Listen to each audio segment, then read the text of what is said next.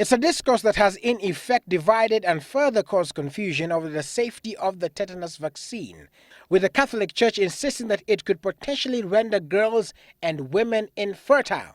But in a rebuttal sent to newsrooms, the government has reinstated the fact that the vaccine is indeed safe, saying it was dishonest for the clergy to say that they have tampered with the figures when it was found that only 3 out of the 59 vials tested were found to have the HCG hormone.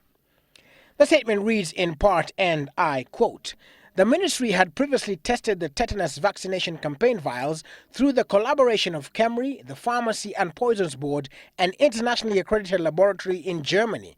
The results are available, and they were all found to be safe and free of beta-HCG." End quote. On the other hand, the Catholic advert reads in part, and I quote, "To the shock of the Joint Committee, the Ministry of Health did not have prior sampled vials that it had claimed to have tested." End quote. They could neither present laboratory tests from such prior testing. It's not a wonder that the Catholic bishops noted that all the vials presented by the ministry were closed. Either way, the 9 vials presented by the Catholic Church and the 10 vials presented by the ministry were tested using a highly sophisticated method. The results recorded on the 4th of this month indicated that 3 vials from the bishop's samples were found to be positive for beta-HCG. All of those from the ministry's vaccine stores were free of the hormone.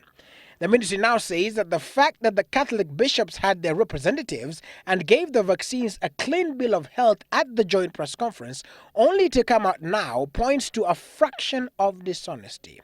The Joint Committee of Experts publicly endorsed the tetanus vaccination and declared the vaccine use as safe and free of beta-HCG. Yet the clergy remained convinced that the vaccines for the campaigns conducted in March and October last year were laced with beta-HCG.